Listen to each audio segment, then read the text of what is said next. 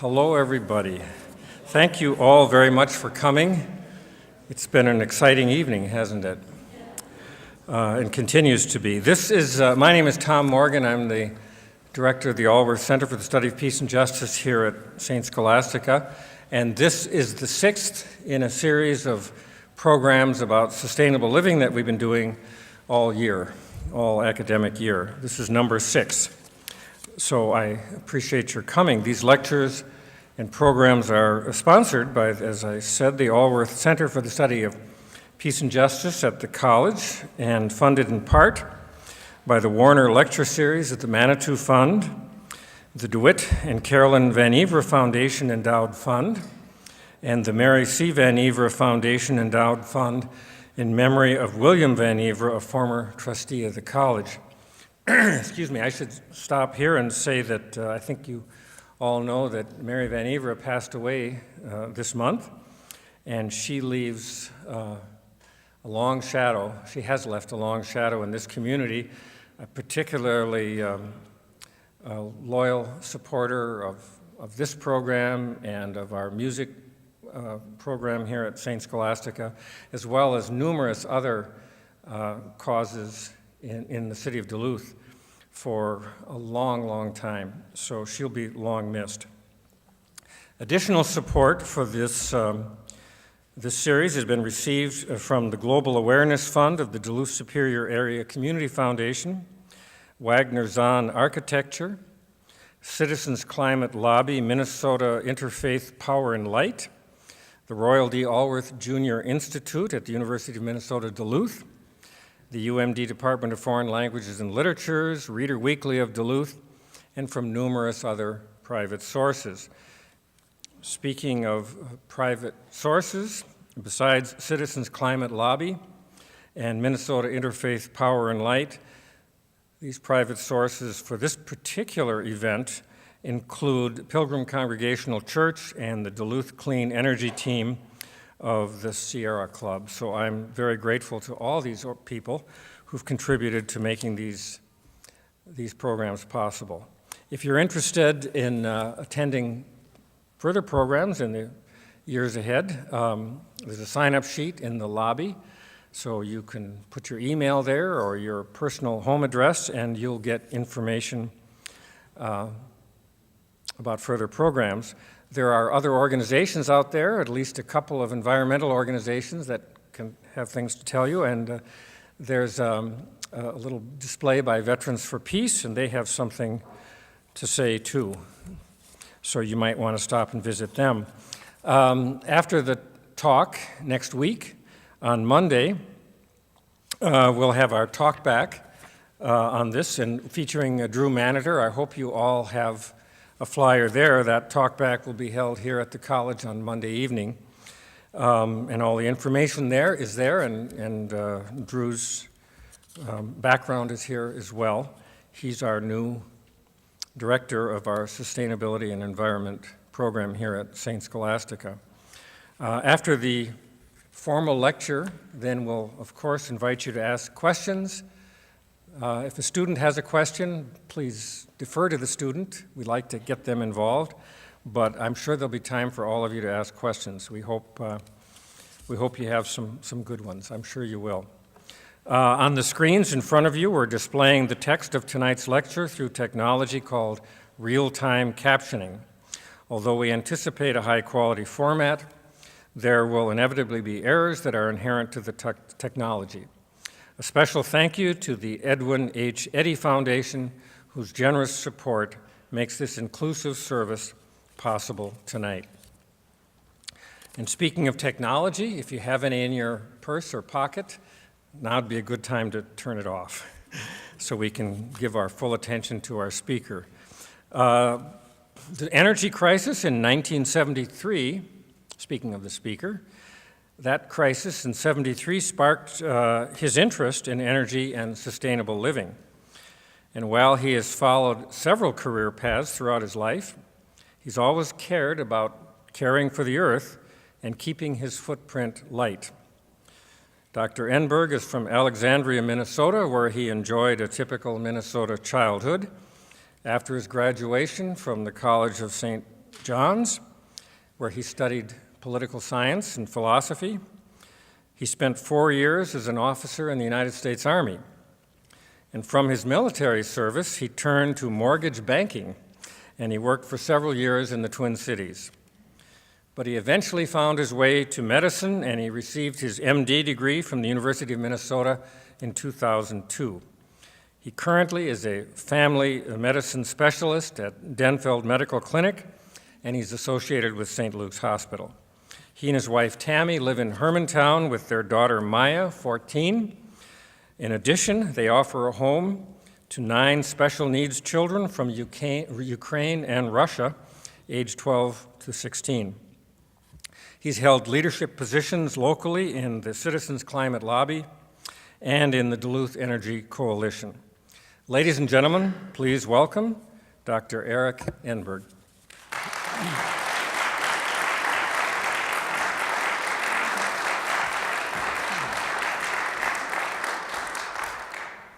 It's so nice to see all of you here today. Thank you. I did want to go ahead and say that tonight is going to be a fun night. What we're going to do is we're going to talk about things that we can actually do here in Duluth, things that can actually be done to lighten our carbon footprint. If you have come here for your daily dollop of climatic gloom and doom, go home. We have nothing for you here. This is going to be an optimistic, fun kind of evening. I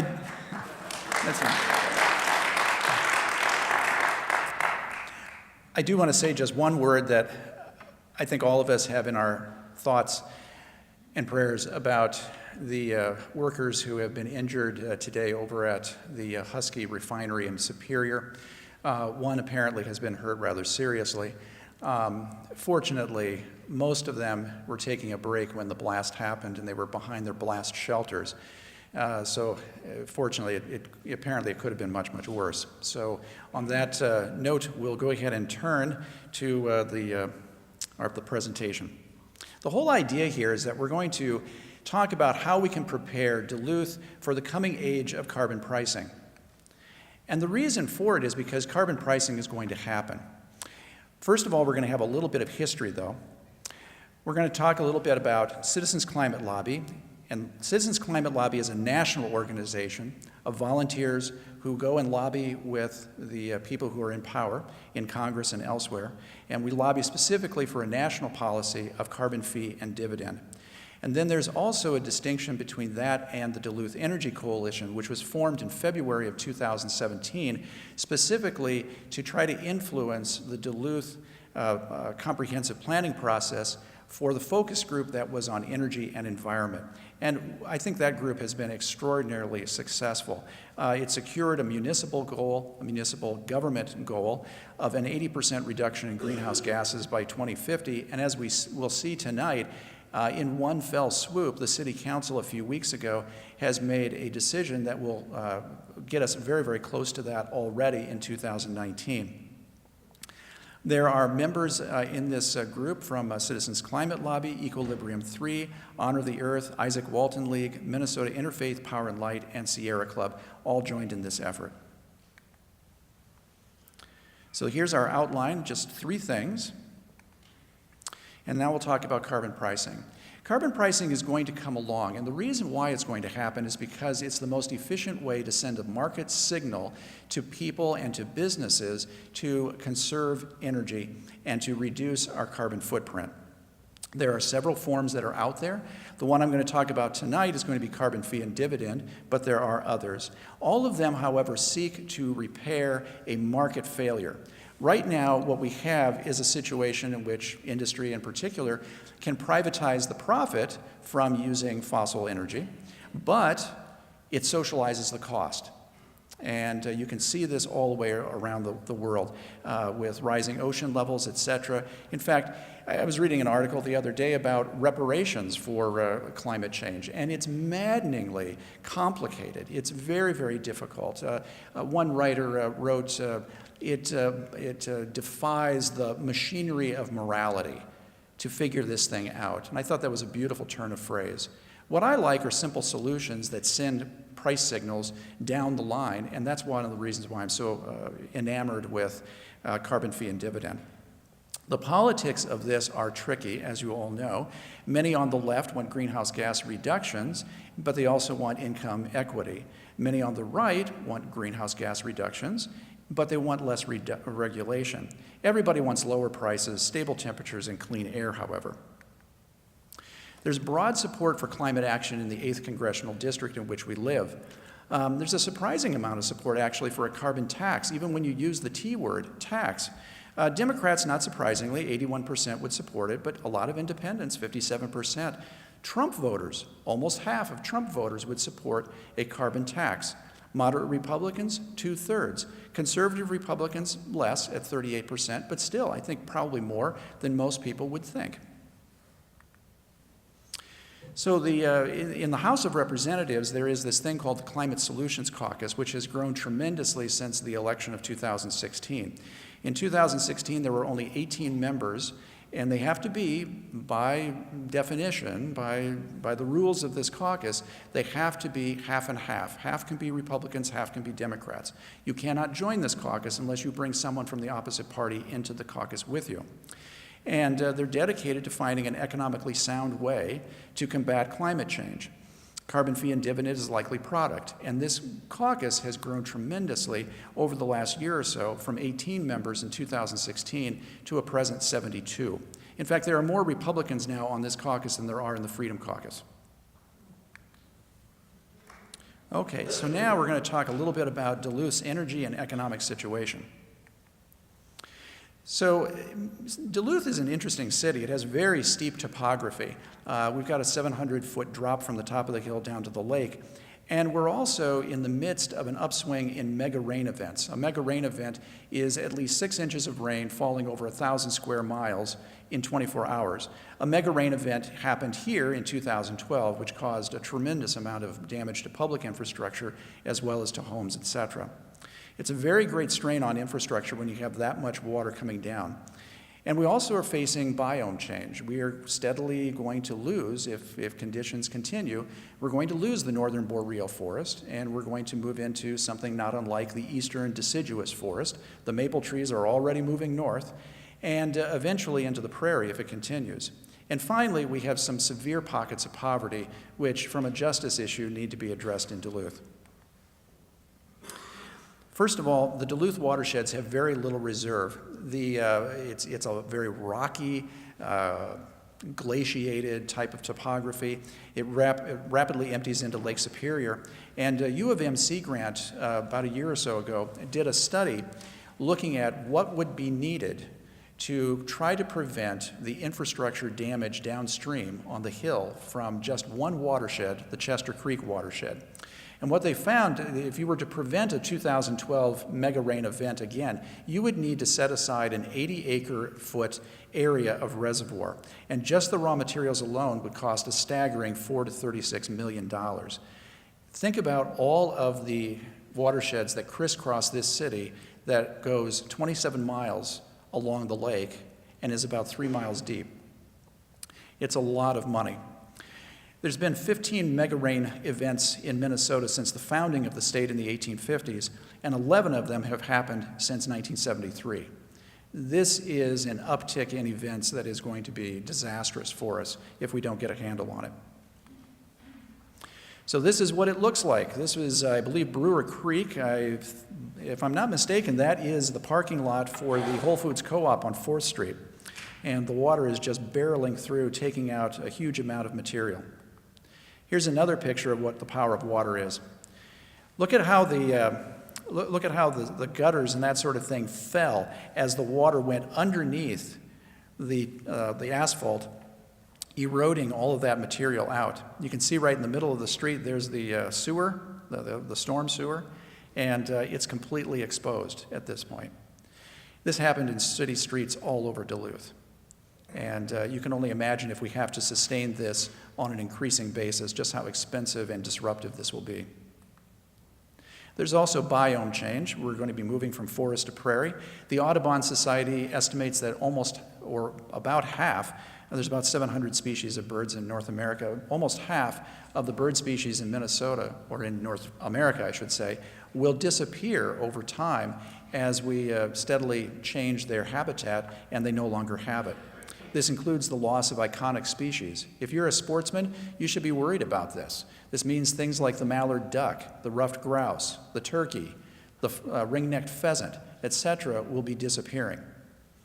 And of course, the common loon is on that list as well. That's our state bird. It's hard to believe, but in a couple of decades, we may not be able to have our children go out to a northern Minnesota lake and listen to the haunting cry of a common loon. I find that deeply saddening. There's also an opportunity cost of not promoting economic growth.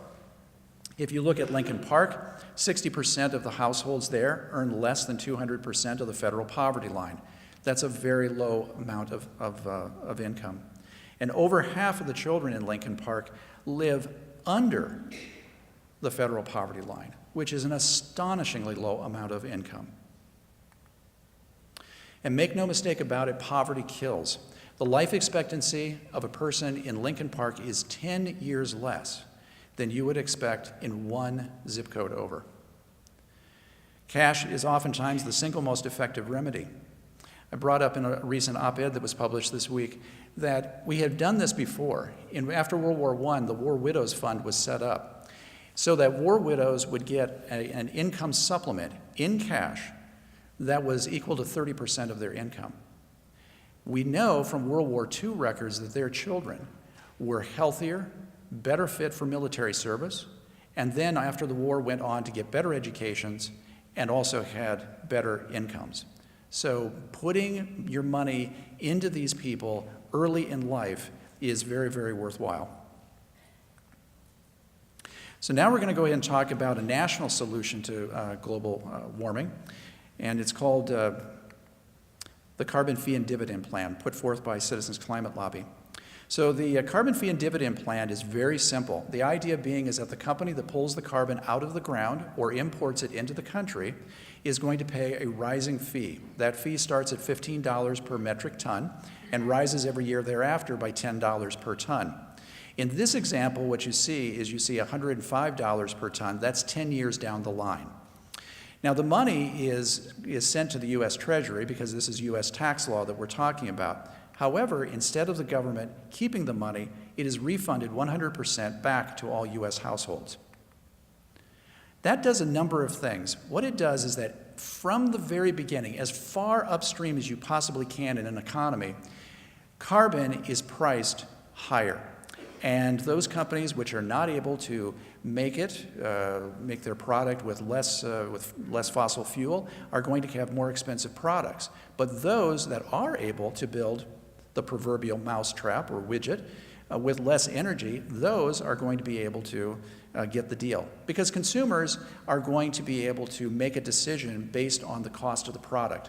Most people do not realize how much money or how much carbon is inside the products that we buy. In fact, 2/3 of the carbon that we use is in the stuff that we buy. Only 1/3 is in the electricity bill that we write out every month, or in the gas tank that we fill, or in the heat that we get from natural gas or fuel oil in the wintertime. Only 1/3. 2/3 of our footprint is missing. It's sort of like walking in the sand on the beach, and the only thing that you see is your heel print, but the forefoot and the toes are missing. That's kind of the situation, okay? That's your footprint, our footprint is larger than we think. So it's absolutely imperative that we enlist through a pricing mechanism the power and entrepreneurship of American industry. So at this point, usually people have a couple of questions running through their mind, and one of them is, oh my gosh, how much is this going to cost me? So let's go through a few things that are really common. So for gasoline, in the first year, remember the first year there's a $15 increase in the fee, and that would equate to a 16-cent per gallon increase in the price of gasoline. This is all from the CCL website, by the way, if you want to go ahead and take a look at it. After that, it would be about an 11-cent per gallon per year rise in gasoline. What that works out over 20 years is a couple of dollars per gallon. When you think about it, we were paying $4.50 a gallon a couple of years ago. So it's not going to be a huge increase. In fact, if I have any concern, it's that it may not be high enough. Electricity is highly dependent on the generation mix that the utility uses to make the power. For Minnesota Power, I'm sorry to say, it is going to be a bit of a steep increase because Minnesota Power is so heavily dependent on coal. It's one of the most heavily dependent, coal-dependent utilities in the country that are left. 65% of Minnesota Power's energy, it comes from coal. That's not necessarily the impression you might get from listening to the radio or looking at the TV ads, where wind turbines and that sort of thing play a very prominent role. But in fact, 2/3 of our energy, from our electrical energy, comes from coal. Assuming that you have an average 700 kilowatt hour per month residential use, you would see about a $7 per month rise in your electric bill the first year and about $4.50 per month for every year thereafter, and it would rise over time. For natural gas, it's about $26 per year for the first year and then about $17 per year after that. Now, carbon fee and dividend is a success. We know that this happened in Canada. In British Columbia 10 years ago, they put a price on carbon. What they did is, instead of having a dividend, what they did instead is that they just had taxes go up more slowly, or it was just, they had to reduce like income taxes and that sort of thing by an equal amount, so it was kept revenue neutral. They started at $30 per ton, and instead of what the naysayers thought was going to happen, fuel use did go down, but their gross domestic product actually went up. Jobs went up, and it was so popular that they wanted to raise it to $50 per ton. That was then taken up by the federal government of Canada, and Canada now has a carbon tax of going up by $10 per year for 5 years. So then at Citizens Climate Lobby, we had this question, well, how is carbon fee and dividend actually going to impact the economy? Because what you always hear with carbon pricing is that it's going to kill the economy. So we contracted with the REMI Corporation, which does a lot of economic modeling. And a lot of industries, a lot of governments use their proprietary software to do an economic model of what a particular project or so forth will have on the economy. How many jobs are going to be produced? How much impact locally will there be? That proprietary software it comes from a company like REMI. So they looked at it nationally. And what they found is that instead of job losses, this would actually result in a $2.8 million job rise, all things considered, over 20 years. And the reason for it is because of the dividend. That money is given back to American families. It starts off with a dividend of about $50 per month for an average family, rises to $300 per month by year 10, and $400 by year 20. Now, the mechanism for how this job growth and economic growth happens lies in the next two slides.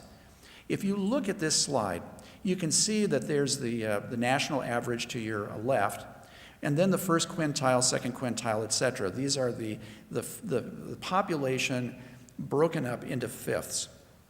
And what you see is that the poor tend to be naturally carbon virtuous. They don't spend a lot on carbon because they don't have a lot of money.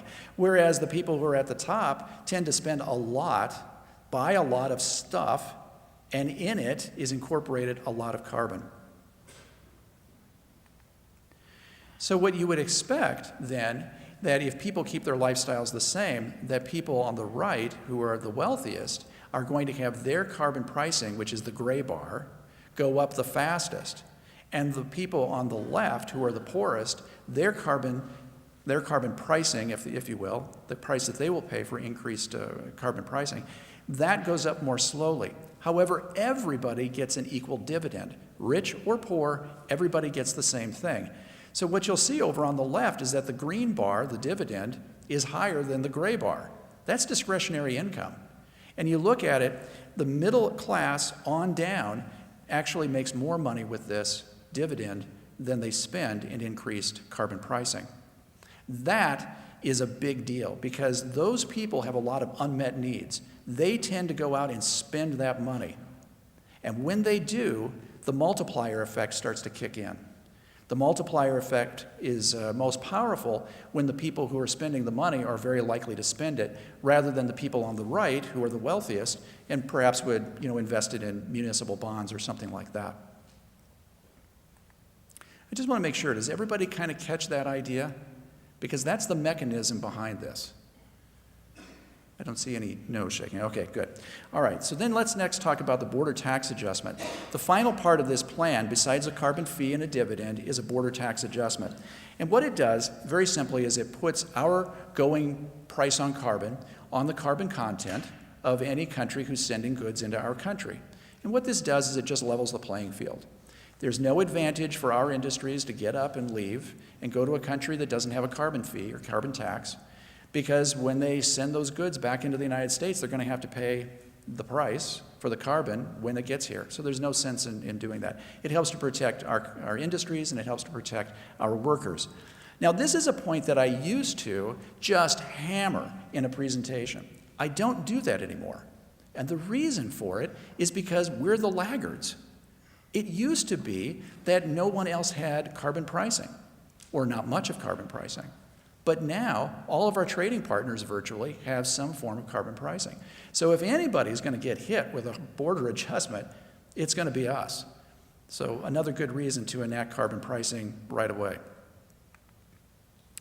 What does this plan do? It does result in rapid U.S. emission reductions, 50% over 20 years, about 33% in the first 10 years, and about to 50% in the second 10 years. If you keep marching this out with this plan, you would get down to about an 80% reduction in 30, 40 years. It also saves lives. It turns out that even with the best technology, coal-fired power plants spew out an awful lot of particulate matter. You can't really see it. You might see it as a haze on the horizon, but you certainly can't see it when you breathe it in. It's very, very tiny, and it will cross the membranes in the lungs and get into the bloodstream. This, in turn, is a major cause of heart attacks. This also will exacerbate people with pulmonary issues like COPD or asthma, and it does kill. If you look at the dark red bar near the bottom, you see the east-north central region and how many lives would be saved there. That's because those are some of the heaviest coal-burning areas in the country. Our area is the green. We're the west-north central region, and we also burn quite a bit of coal here, though not as much. If we had a plan like this, you would save about 13,000 lives per year. Although with the number of coal-fired plants that have closed, it's probably closer to about 7,500 per year. But nevertheless, a lot of lives would be saved. And it is a lot of life lost, although it's nothing like what the Chinese suffer. The Chinese, with the smog-filled cities that they have, lose something like 1.6 million people a year.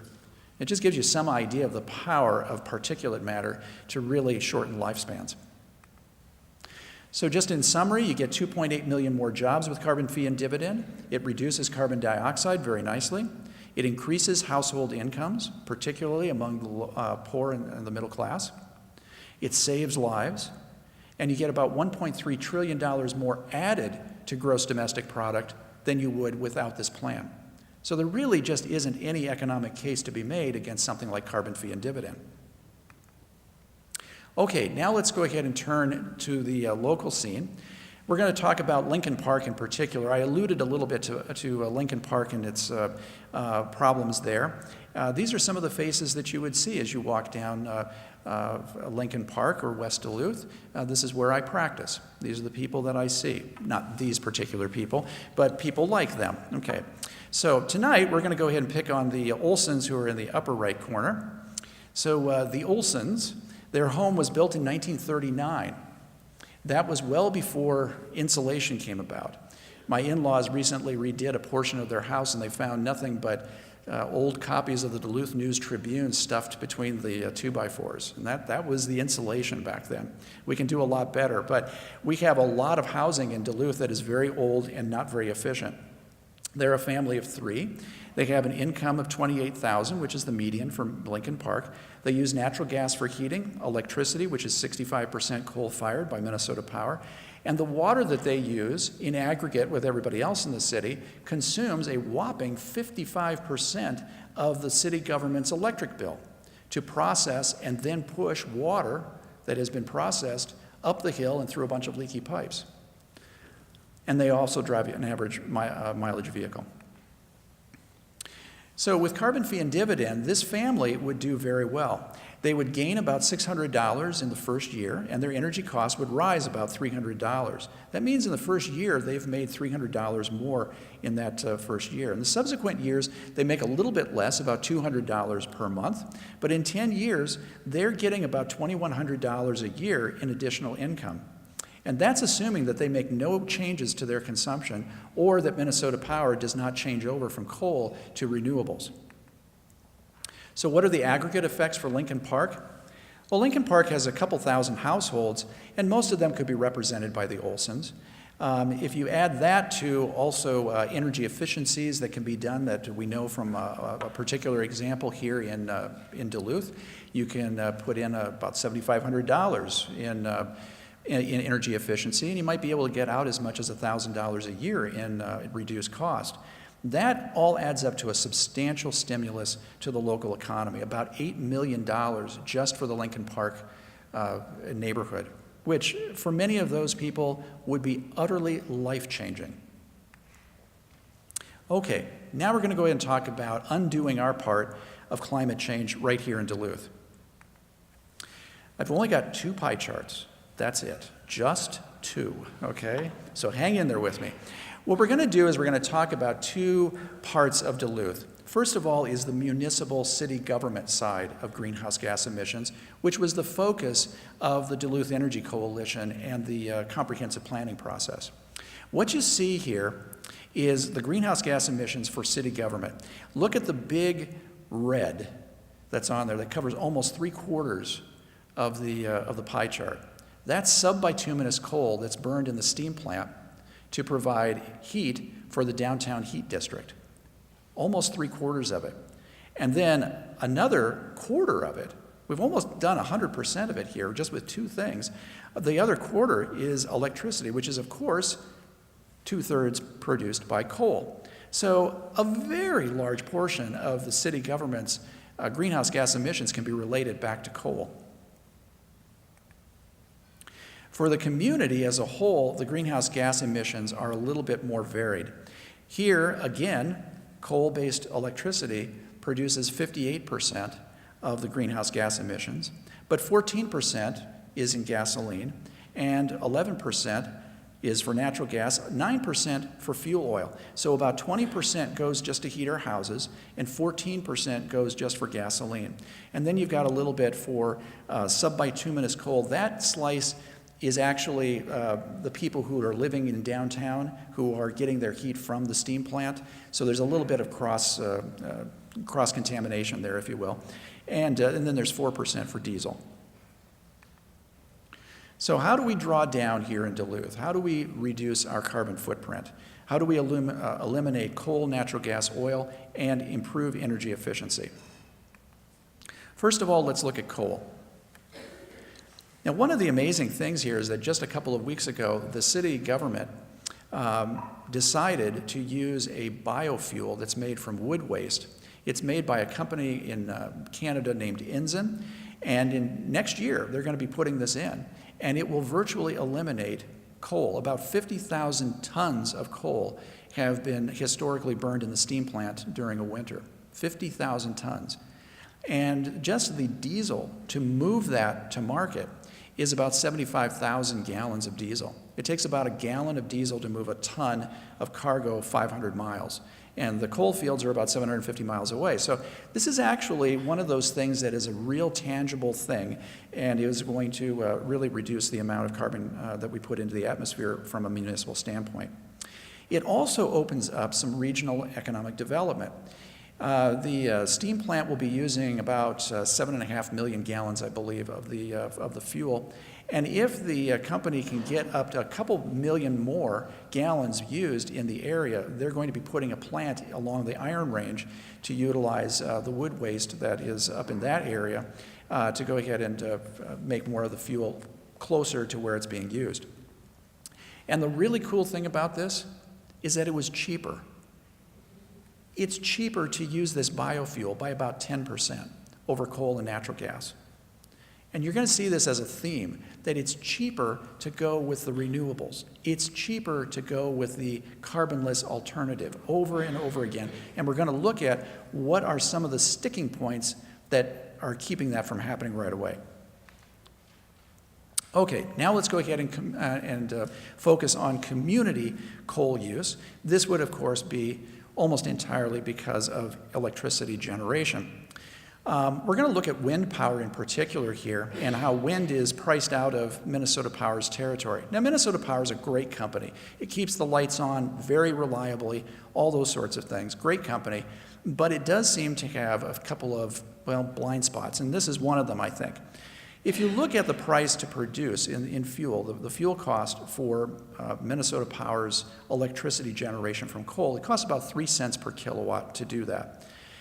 Interestingly enough, if you wanted to buy wind power, you would have to pay not only for the coal that you're not burning, but also 2.5 cents extra just for the privilege of using wind power.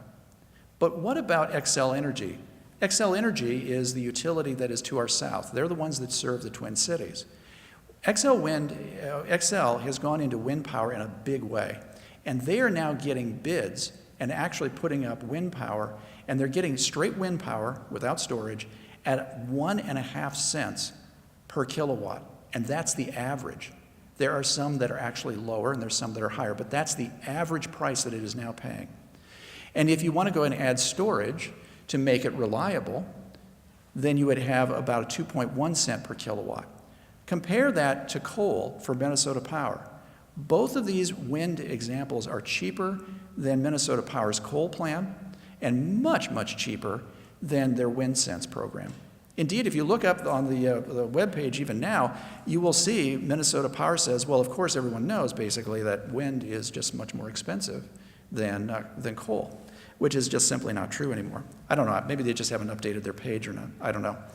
But in any event, this is a good example of negative carbon taxation. This is, you couldn't come up with a better way to dissuade a business that uses quite a bit of energy from going and doing the right thing with wind. Instead, it's really sending a price signal saying to anybody who wants to get wind that no, you better stick with coal. So why is that? We're going to go ahead and talk a little bit about that in just a bit. But we're also going to go and talk a little bit more about solar. Right now in Minnesota, we have been doing a 3-year experiment with solar energy. 3 years ago, the legislature passed a law, and that law stated, it was done at the behest of Xcel Energy, which was being pounded by Minneapolis city government, and was going to be forced to either pay a lot more for the franchise rights to run their transmission lines through the city of Minneapolis, or they were going to have to put in what is called a community solar garden.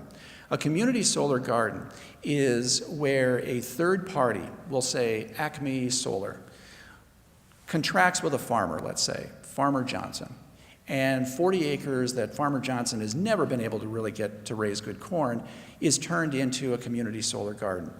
The solar panels are put up, and then people from Minneapolis, St. Paul, or wherever, if they, for instance, don't want to put solar panels up on their roof, don't want to be bothered with it, or maybe they rent, for example, they are able to buy into or rent the solar panels that are in that community solar garden.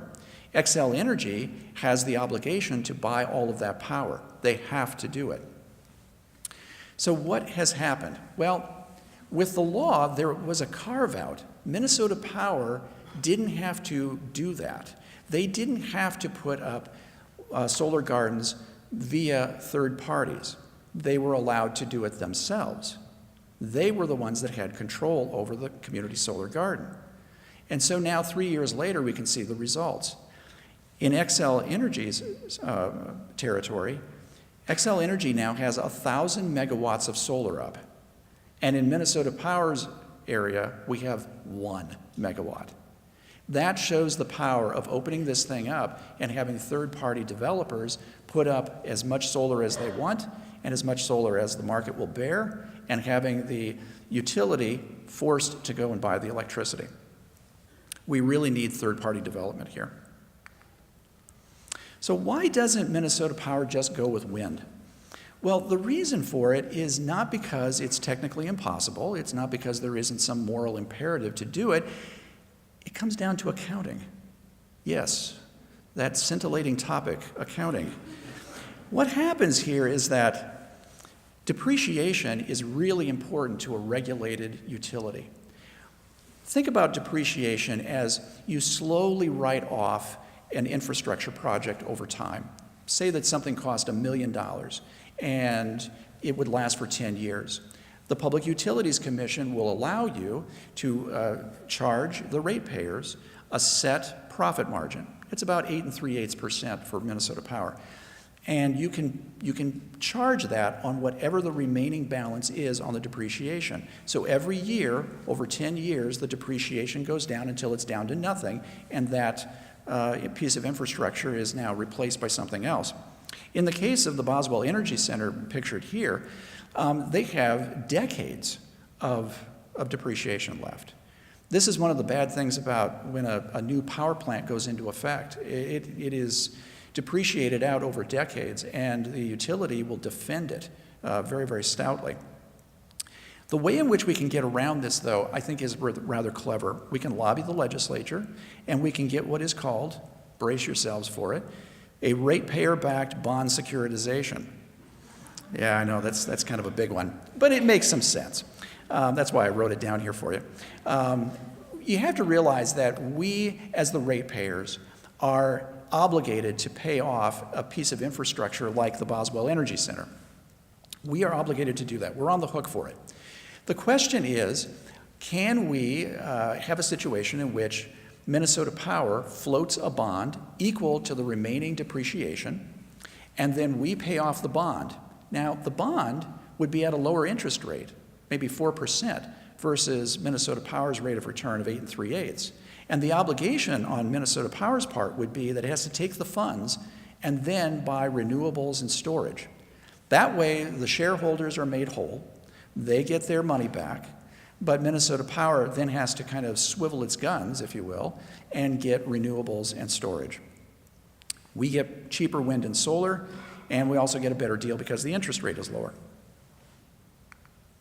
That actually has been proposed in the legislature, by the way, and it had lukewarm support from the industry, from the utilities. But I think if we pushed it, I think it's entirely possible that we could get this thing to go.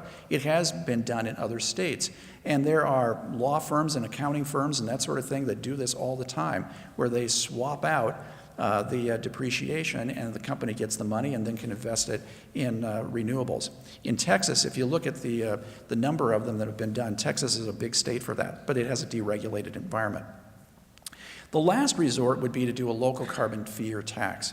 If you did that, electricity bills would rise by about $7 per month the first year, $11 the second, $16 the third. And Minnesota Power Solar Program, its version of the Community Solar Garden, is about $9 per month, and wind is about $17.50 per month. So if we had a 3-year period, most people in Duluth would probably get the message and would pick up the phone and sign up with Minnesota Power for solar or wind. That has an effect. It's important to realize that we ratepayers who are residential and commercial, we use only 25% of the electrons, but we are responsible for 56% of Minnesota Power's revenue.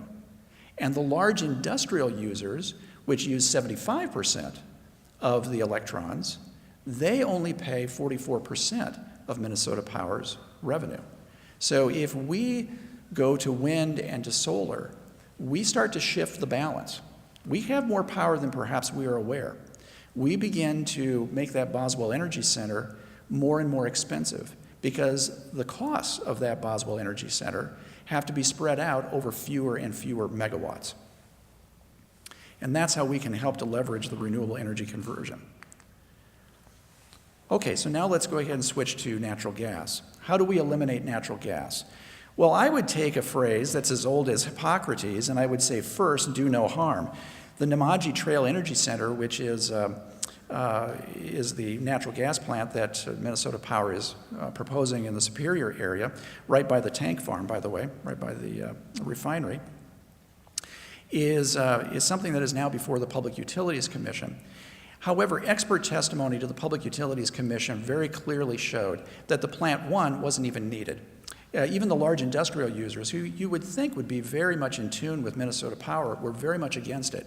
They don't want to have to pay $350 million for a plant that's not even needed. They instead asked that things called demand response and energy efficiency be done first before the plant is built. And indeed, Minnesota Power has existing orders from the Public Utilities Commission to do things like energy efficiency, demand response, where demand is shifted during the time of the day to make the demand curve more flatter.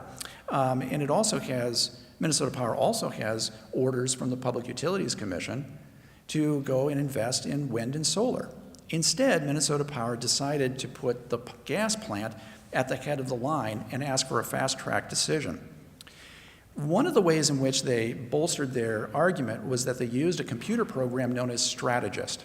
And Strategist, like any computer program, is it's a computer program. You put garbage in, you get garbage out.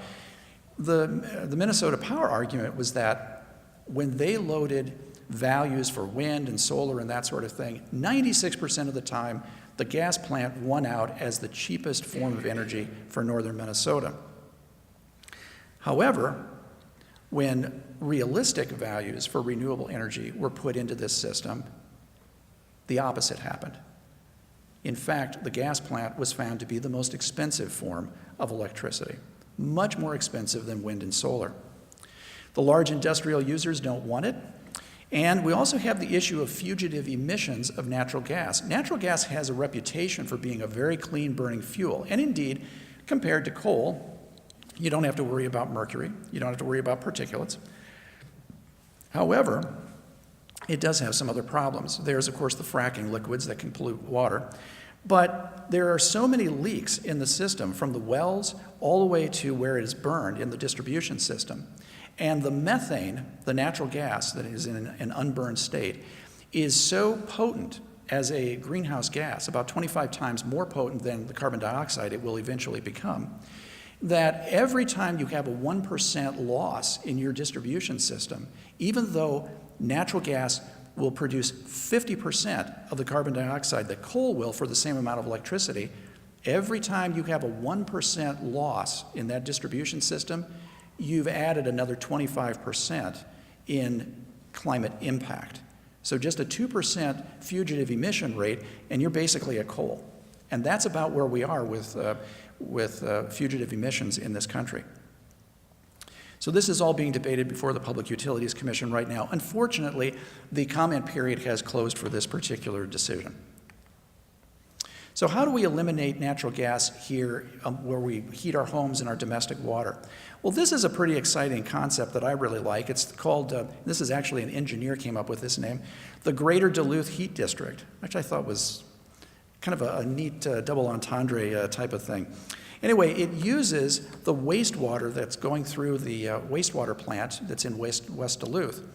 It turns out that there's a couple of paper plants. One is the Verso plant in West Duluth, but also the Sappi plant that's all the way over in Cloquet. All of that water, that wastewater, millions of gallons of it, goes down the hill and flows into this wastewater plant. The wastewater comes in at maybe as much as 100 degrees, usually about 85 to 90, and the bacteria do their thing. They keep the temperature up, and when it is expelled from the plant, it flows into the lake at about 85 to 90 degrees. This is a huge amount of energy, 35 million gallons of it a day. If you do the math, it's 12 billion BTUs per day. That's actually equal to how much on a cold winter's day the entire city of Duluth uses. So it's entirely possible that we could heat ourselves just using the heat that's in this sewer water. You don't actually get the sewer water to your house. It's not, I just want to make that very, very clear. But you do get the heat, however, and you extract it with a really cool device called a heat pump. You're all familiar with heat pumps. You all have them in your houses. They're called refrigerators. A refrigerator is a heat pump in reverse. And what it does in that case is that it takes the heat out of the food you just put into it and takes that and transfers it to the atmosphere. If you walk barefoot up to a refrigerator, you might feel the heat coming off of the refrigerator when it's working. And that's that heat pump transferring the heat out of the box and into your kitchen. What this does is just the opposite. This would take the heat out of the waste stream and then would put it into a separate stream of water that would then go out to your house. There's several different ways in which to do it. The engineers right now are working on it, and I had hoped that I would have more figures for you, but they won't have those figures until next Tuesday, so you'll just have to stay tuned on it. What you see down below with these couple of gentlemen who are putting in these tubes is what would be running into your house. It's an insulated tube that carries the water, both the supply and then the return back out. And one thing I did regret about this picture is that it shows a big trench and a lot of mud. But in fact, the engineers are going to be utilizing directional drilling. So there will be very, very little disruption to streets or to your lawn, etc. There might be a little trench like there would be for a gas hookup that would lead to your house, but that would be about it. And the cost may be not much more or not any more than what we're currently paying for natural gas. Plus, you don't have to worry about a furnace replacement, because all you have is a heat exchanger in your basement. You don't have a furnace anymore. There's no fuel to burn anymore. And that, of course, would save people a lot of money. This project would probably last at least 50 years, and you have to replace a furnace about every 16 to 20 years. So you might save 3 furnace replacements. And it can and will be powered by renewable energy. We're assuming that we would be using Minnesota Power's solar program. This can also be hooked up to the steam plant in downtown Duluth, and so the steam plant can act as a frigid weather backup with using the biofuel and that sort of thing to go and help heat the city as well. For those who live outside of the city proper, where it would be economically efficient to run a district heating system, there are other alternatives that can be done. Heat pumps that use air, water, ground heat, etc. are widely available. Wood pellets or wood-based fuel oil, etc. can also be used. Okay, let's go now look at oil. How do we eliminate oil? Well, we use a lot more gasoline than diesel in Duluth. And electric vehicles are probably going to be the vehicle of the future. It's a great way to absorb renewable energy. If you look at this graph, you can see my feeble attempt at illustrating the intermittent nature of renewable energy in drips and drabs and that sort of thing. However, it all comes into the battery of your car. Now, an electric car has about a 60 kilowatt hour battery. And if you take just the 14,000 cars, that's not pickups or SUVs or crossovers, but cars which actually have an electric vehicle replacement ready to go right now. If you times that by 14,000, you get something like 840 megawatts of storage. That is a huge amount of electrical storage. To give you some comparison, Minnesota Power is spending millions of dollars throwing a transmission line up to Manitoba in order to access some hydro storage from a dam. When the water goes through the dam and is generated electricity, you can use, like wind energy, for instance, that's intermittent, to power pumps that loft the water back up over the dam. And so it's stored there. That's a form of energy storage. It can then go through the turbines again whenever you want it to. With the right software and that sort of thing, it's entirely possible that we could have 3 times the amount of storage just in our vehicles while they're sitting in the parking lot at work or sitting in our garages. When you think about it, you only use a car on average about 40 minutes a day. So that gives you, 23 hours where this thing can just be sitting there and absorbing renewable energy and can release it ultimately to the transmission lines if needed. The basic idea is green the grid and electrify everything. Okay, so what are the next steps? If we take these following steps, and there's not very many of them, we can change things very dramatically here in Duluth. Carbon pricing. I would argue for carbon fee and dividend on a national level, but it can be done on a state level, not as effectively, but it can be done there as well. And of course, we can do local carbon pricing here as well. We need to stop the Nemaji Trail Energy Center, that's the proposed gas plant, and we need to get legislation for ratepayer bond securitization through the legislature. That will help Minnesota Power move decisively over to renewables. We can, if it's entirely possible to put in district heating citywide and not have to raise taxes, but rather have it fit in to the price of natural gas that people are using right now, there's no reason why we can't move very decisively to the greater Duluth Heat District idea. Green the grid, electrify everything, and if we do these sorts of steps, municipal operations would have an astonishing 99% reduction in greenhouse gas emissions, and the community would have a very healthy 80% reduction. And it doesn't take much time to get this done if things go well. I love this quote by Nelson Mandela: "It always seems impossible until it's done." And that is so true.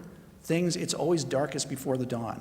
You know, you hear these things, they're in our culture. We know this inherently, that there are tipping points. You don't know exactly where the tipping point is, but it's out there someplace.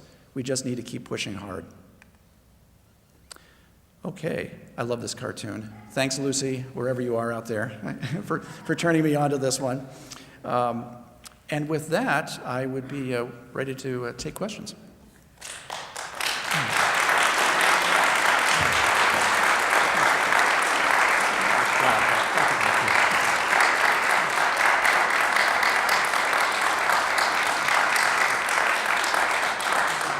Okay, now we move to the time where you ask incisive and hard-hitting questions. Bring them on.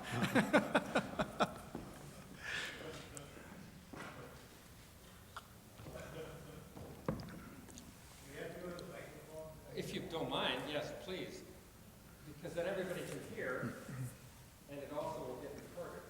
Well, currently, there isn't a smart grid to connect the electric car to shift electricity from the car to the grid. How would that be accomplished, considering it isn't part of the design of the cars at this point in time? Right. There are definitely some things that need to be done. However, work is being done on this. A lot of research is being done, and practical research. Pacific Gas and Electric in California did an 18-month study where they used, I think they used BMW brand electric vehicles. And then they placed demands, dispatch demands as they're called, on those car batteries. They did this about 18,000 times over 18 months. And what they discovered is that, you know, this is really possible. We could really do this. So there are some software challenges that are out there, but the basic idea is that you've got all these big batteries sitting around all day that can absorb this energy and then release it when necessary in a dispatch form when the energy managers need it. And I think that's just a really, it's going to be an overwhelmingly tempting thing for utilities to do. Because if they don't do it, they're going to have to put in an awful lot of natural gas plants, for instance, for peaking. The problem with the grid is that we don't use energy evenly. We use energy in a little peak in the morning, and then we have a huge peak in demand in the evening. This is where storage really becomes very, very important. In fact, the prices that Xcel Energy is getting for wind and solar right now with storage has caused such a shock in the last 3 months in the electrical industry that the regulators in Arizona are telling the utilities there, don't even bother to come up with a natural gas plant as a peaking plant. We're not going to hear it. We're not going to listen to it. They put a 6-month moratorium on it, and they're saying you need to go ahead and invest in solar, which makes a lot of sense in Arizona, and storage to make this thing happen, so that we've got the energy built up over the day to get us through that big, through that big peak in the evening. So I think it's going to be possible. It's a technology, and if there's one thing that we've learned over the last few decades is that technological barriers tend to fall if there's a price in it. Yes.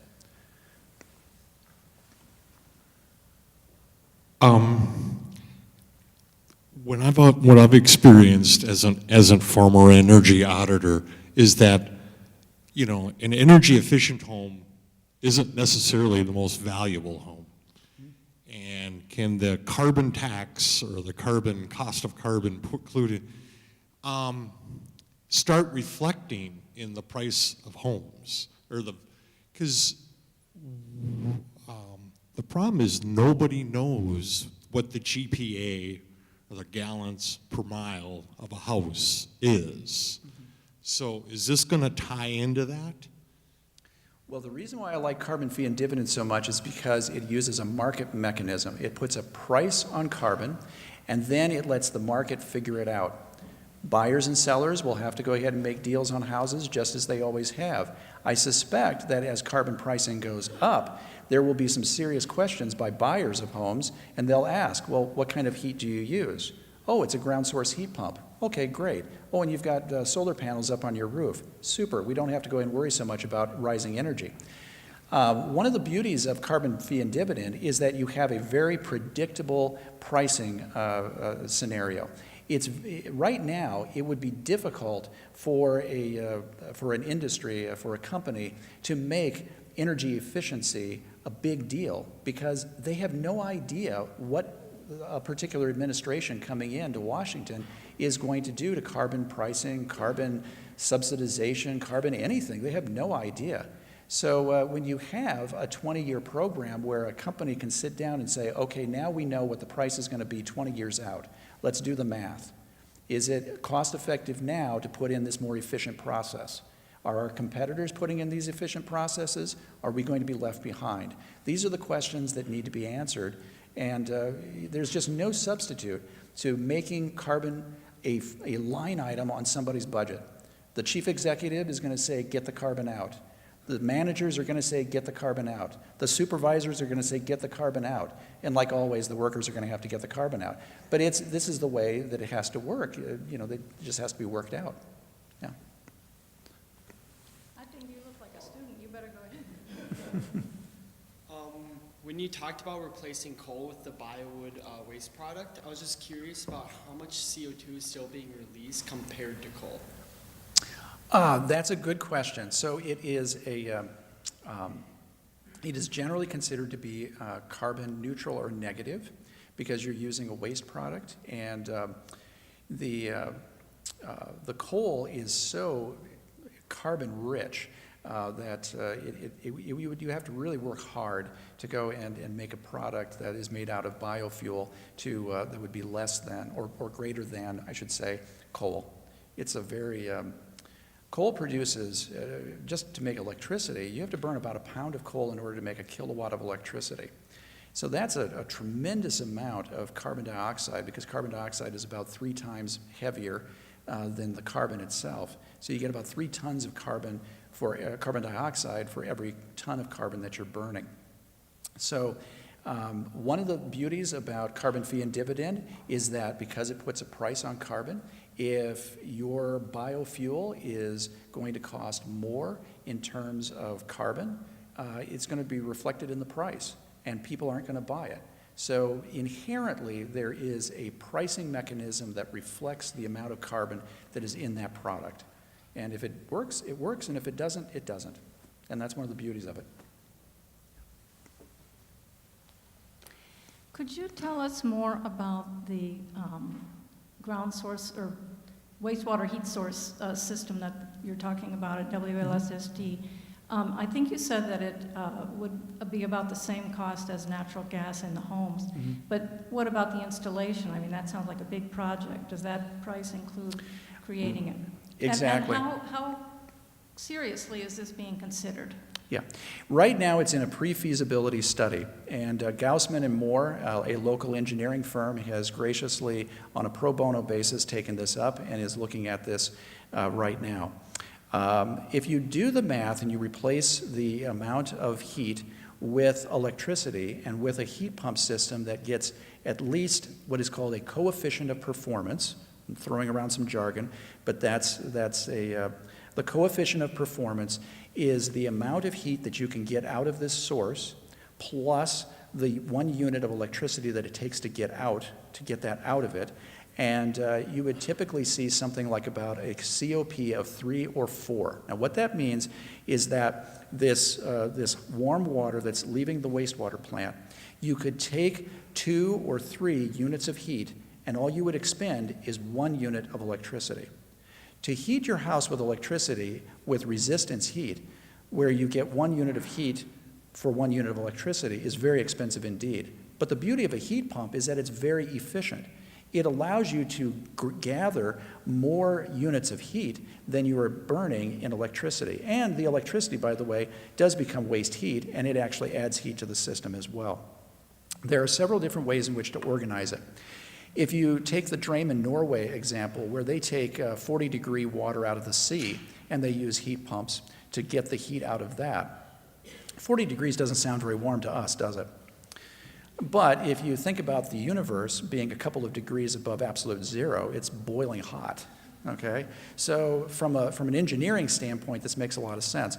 So the Norwegians, what they do is they take seawater, 40-degree seawater, and they take the heat out of that, and then they send it out to their city. They have a city in Drammen, Norway of about 66,000.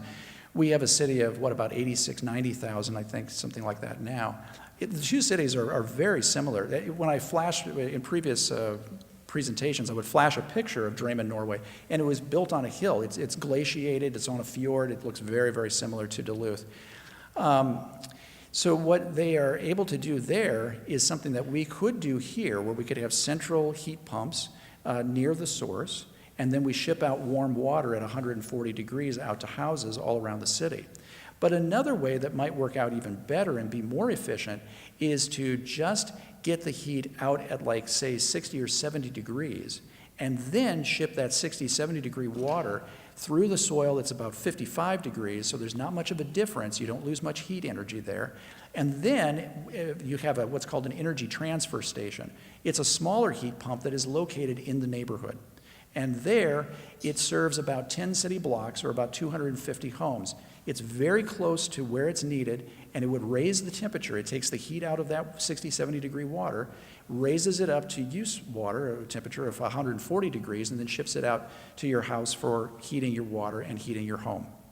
So there's a number of different ways in which to do this, and that's part of the job of the engineers, is to see which one appears to be the most feasible, the best way.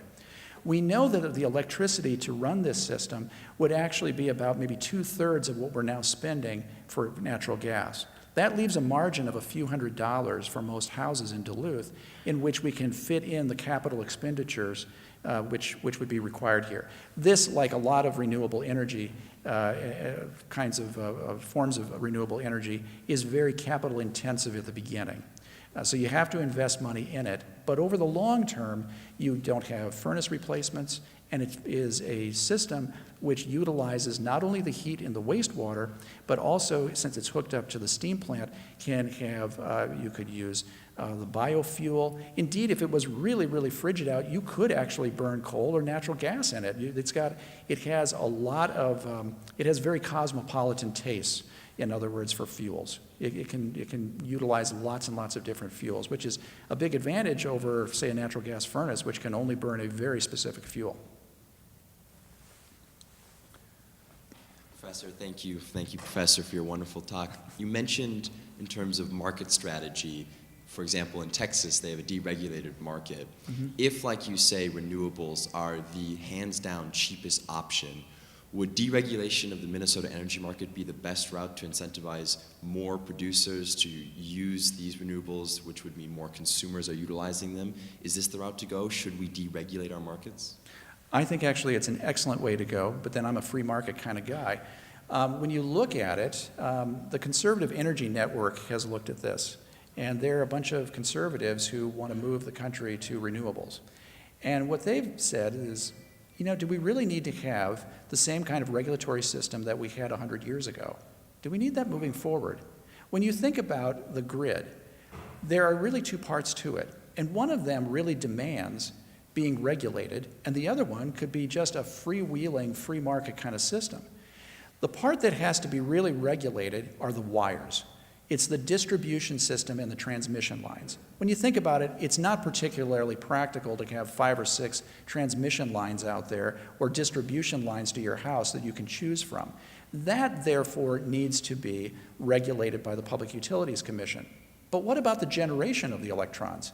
Do you really care where the electrons come from? Some of them are green, some of them are not. You don't care. You just want to turn the lights on, right? So the generators of the electricity could be anybody, and you could contract with, say, Acme Solar, or ABC Wind, or whatever, or maybe Minnesota Power. if you really are into expensive coal power. So these are all things that you could do. And I think if you had that kind of a system, you would have the experience of Georgetown, Texas, which, now Georgetown, Texas has its own municipal utility, so it's even a little bit different from what we're talking about right here, but I think the analogy is apt. Georgetown, Texas, a few years ago signed a 20-year contract for wind and solar. They love it. Why? Because they don't have to worry about natural gas prices going up and down. They don't have to worry about any of that. The price is level for the next 20 years. Figure that out. It's already cheaper than coal, and plus it's locked in for 20 years. 20 years of inflation. It's going to be incredibly cheap by the time you get to the end of the 20 years. So it's been a very, very good deal for them. And they're they're wondering now, well, why are we buying wind power and solar that's going over these big transmission lines and that sort of thing? Why don't we just go ahead and generate it right now? So they're actually leasing the rooftops of people in Georgetown, Texas, to put solar panels up in order to generate their own power right next to where it's needed. And that's an important thing, is that solar on a rooftop may be more expensive, but it has a lot of benefits. Think about the big windstorm that we had a couple of years ago that knocked, people were out of power for what? Was it a week, 10 days, 2 weeks, I think in some cases? Hundreds of power line poles had to be put up to replace the ones that got broken off. But if we had had a lot of rooftop solar in that case, perhaps tied to Tesla power walls or some such storage in the basement, you would have had a lot fewer people losing, a freezer full of food and that sort of thing. They would have kept the lights on. It would have been more comfortable. People could have come over and charged up their cell phone and that sort of thing. It would have been a much more comfortable existence. And those kinds of storms are going to be more frequent. We did not see the last storm like that. We did not see the last mega rain event. These things are coming, and the hammer blows are falling faster and faster now because of climate change.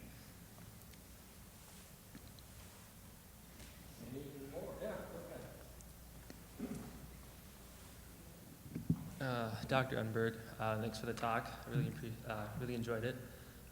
My question is related to the wind power.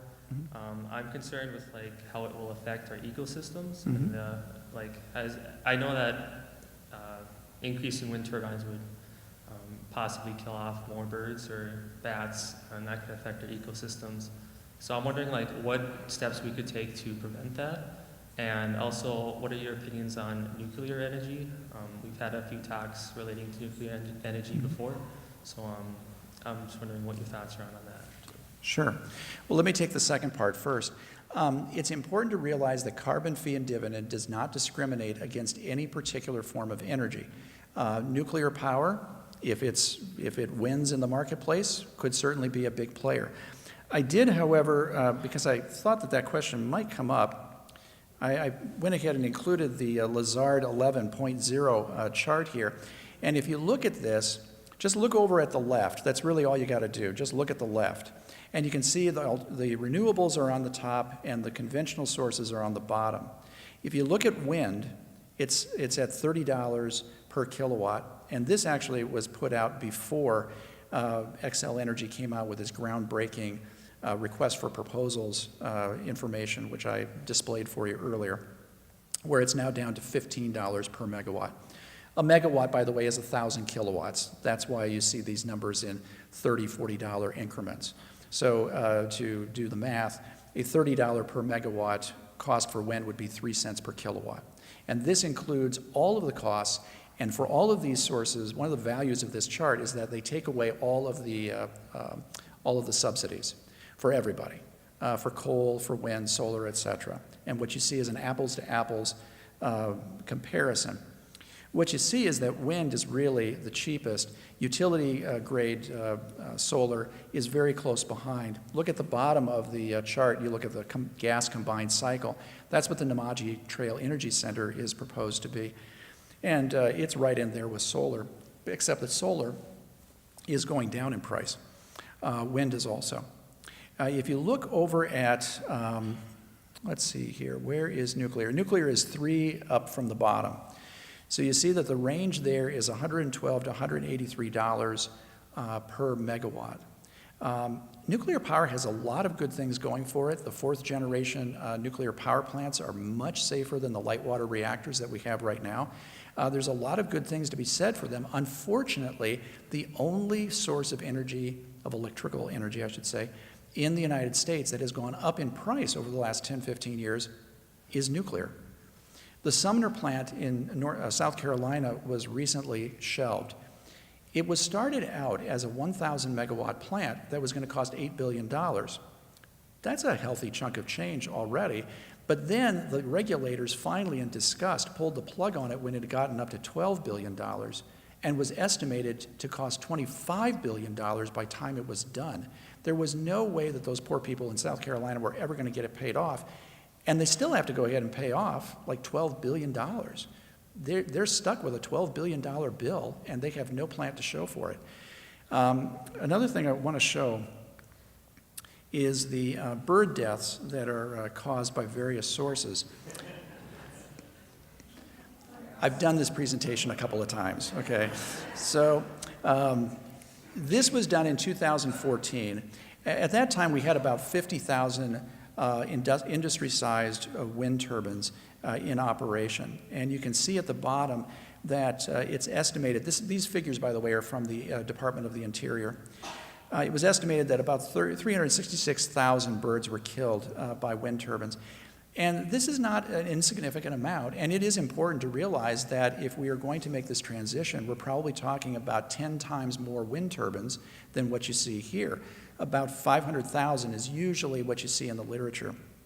Although the wind turbines are getting so big and so efficient, it may be far fewer than that, I don't know. Anyway, let's assume for a moment that it is 10 times this. You would be up to 3.6 million birds that would be killed, and that would still be less than the power line electrocutions. That's the next one up. Tabby the cat turns out to be hellacious when it comes to bird deaths. My gosh, it's in the billions. I knew they were efficient, but I didn't think they were that efficient. And there's also particular species which are of concern. Golden eagles, for instance, are of particular concern, as are bald eagles. Birds of prey, as they soar and that sort of thing, can get hit by the blades. However, it's important to realize that 80% of the excess mortality suffered by golden eagles is because they are hit on roads, shot, poisoned, or trapped. And 20% is from collisions, all kinds of collisions, whether that's with automobiles or with wind turbines, et cetera. And finally, all I can do is I can just go ahead and talk, or just let you read. I wonder if you can read this. Yeah, I think you can get the gist of it. But basically, this fellow, William von Hohn, is a senior vice president, chief strategy officer at Exelon. Exelon is a company centered kind of in the Illinois area, kind of the Midwest, and it has 23 nuclear reactors. We have almost 100 nuclear reactors in the country. So it operates a big chunk of them. And this guy is saying, if you read through the whole thing, that he's saying, look, renewables are getting so cheap, and storage is going to get so cheap that there's just no way that we can even afford to keep up with that with nuclear power.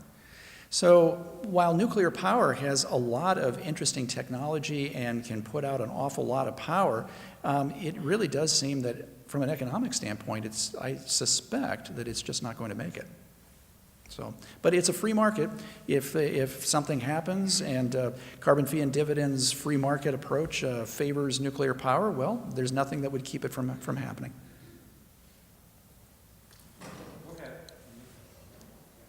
2 more questions.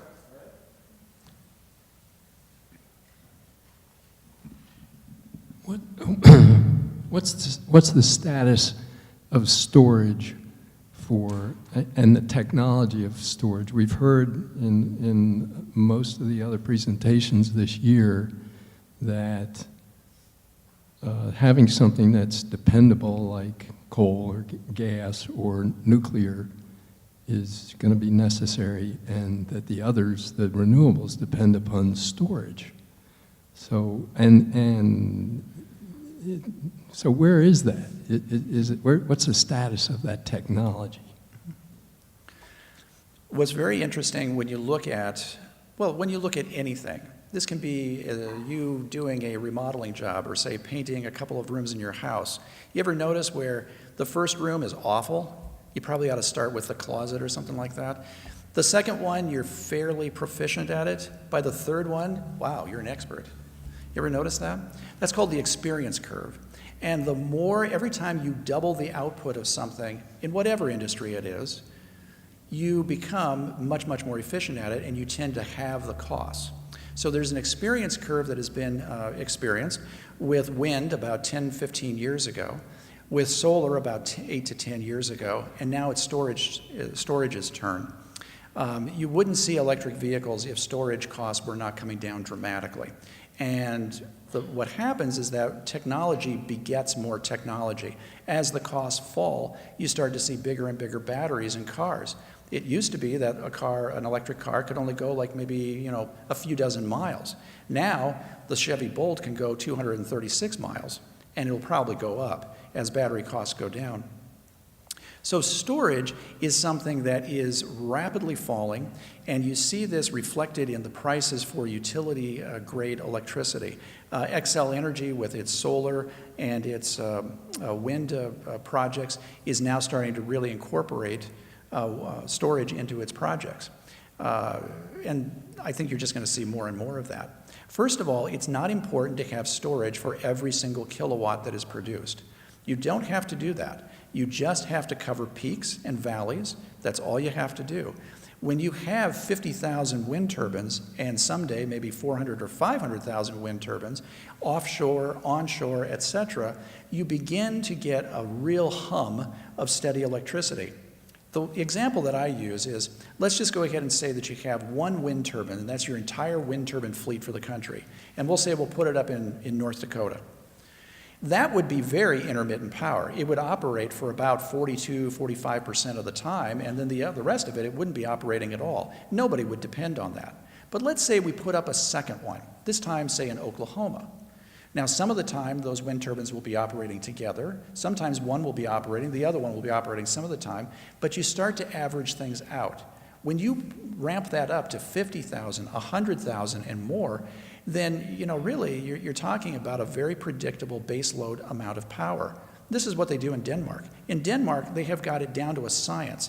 The day before, they have an auction, and everybody gets together, those who are producing the energy and those who are using it, and they look over the weather reports and that sort of thing. They know exactly what X amount of wind speed is going to produce in megawatts and that sort of thing. And they really don't even have a whole lot of storage because they have the software to predict what is going to happen so efficiently. And as a result, they're able to use a very high degree of renewable energy.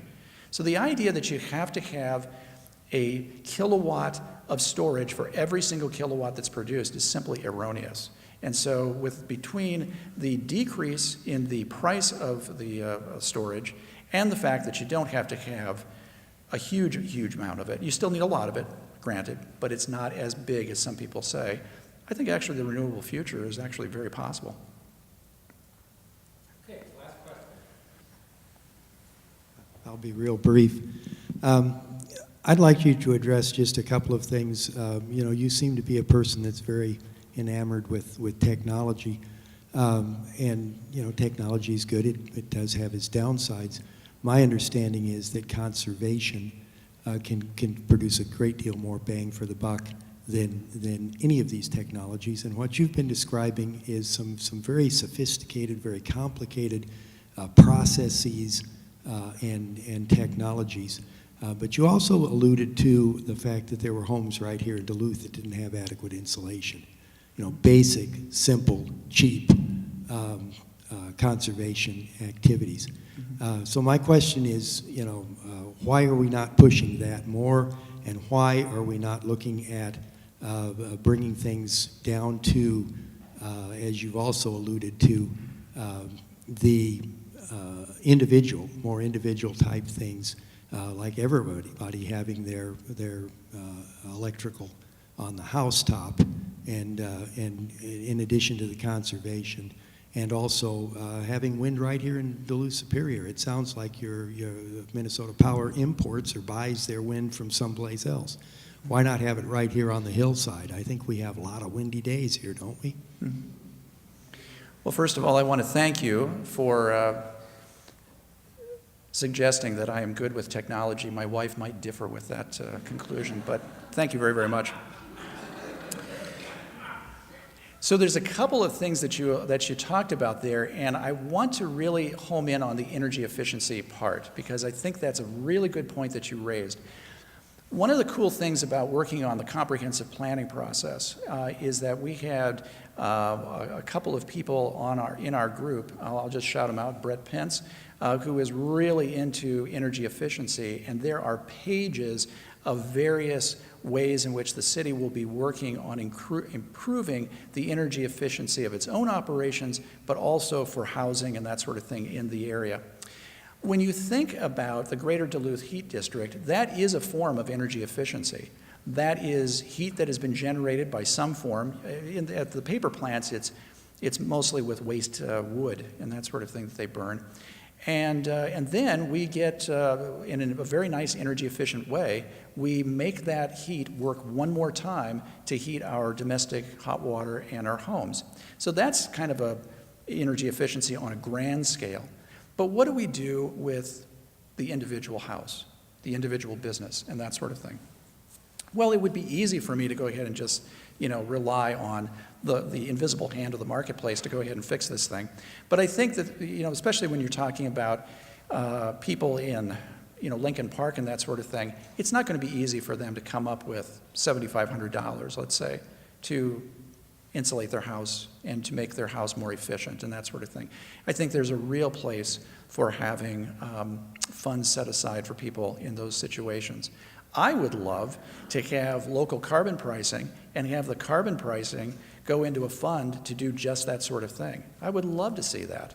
Not only do you decrease the amount of demand, but you also make the houses more energy efficient, and that will last for decades, decades and decades. You just get a huge payback. And not to mention the number of jobs that you get out of it. Energy efficiency, where for every megawatt that you save with energy efficiency, creates something like 11 jobs. There is, I don't think, Brett, maybe you can correct me, but I don't think there's a better way to create jobs in this sphere of energy than to do it with energy efficiency. So there's a lot to be done with that, and I'm glad you brought that up. As for wind, few people know that at a height of 300 to 500 feet, which is where the Europeans are now putting their wind turbines. Most wind turbines in America are at 200 feet at the hub. The Europeans are doing 300 to 500 feet at the hub now, and they're tapping into wind streams that are very reliable and very, very strong at those heights. Interestingly enough, northern Minnesota, the place that has almost no wind energy deployed, is actually one of the best places in the country at 300 feet. We have some of the strongest winds in the country because we're right along about that 45th latitude. And that's a place, the roaring 40s, if you were in the southern hemisphere, is what they'd be called if you were a sailor.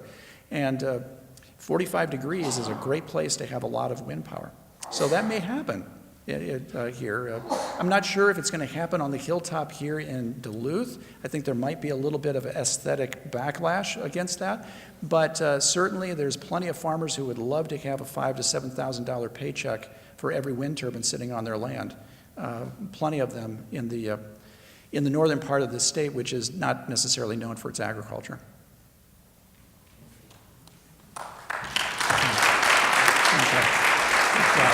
Don't leave. We have one more thing to do.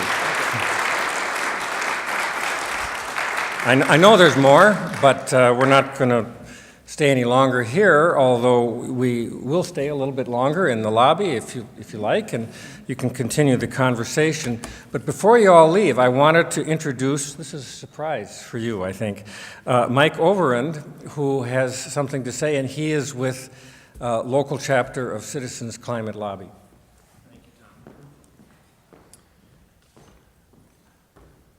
I am always impressed by Eric. He is probably the most knowledgeable person when it comes to energy that I've ever met.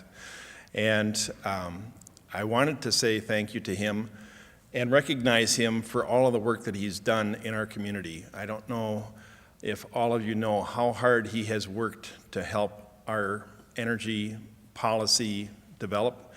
He single-handedly worked with the City Council to have them pass the resolution to support the carbon fee and dividend that they passed just very recently.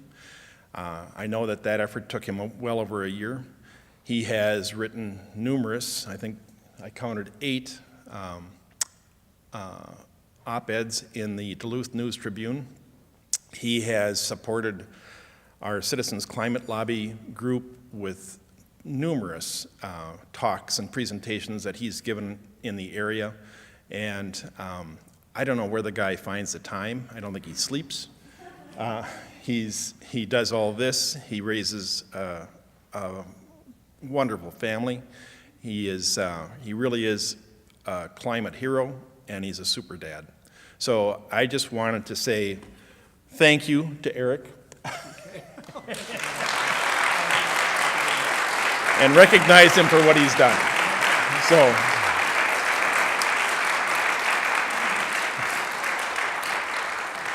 I'll also extend thanks to Tom Morgan because he's put together a wonderful series this year, and it was really a very, very great thing to have to give to the community. So, Tom, you did wonderful. Thank you very, very much. And I'll let everybody escape here, but if you want to know how you can help with what Eric just talked to you about, our tables in the back, we would love to have people come and talk to us about Citizens Climate Lobby. Thank you. All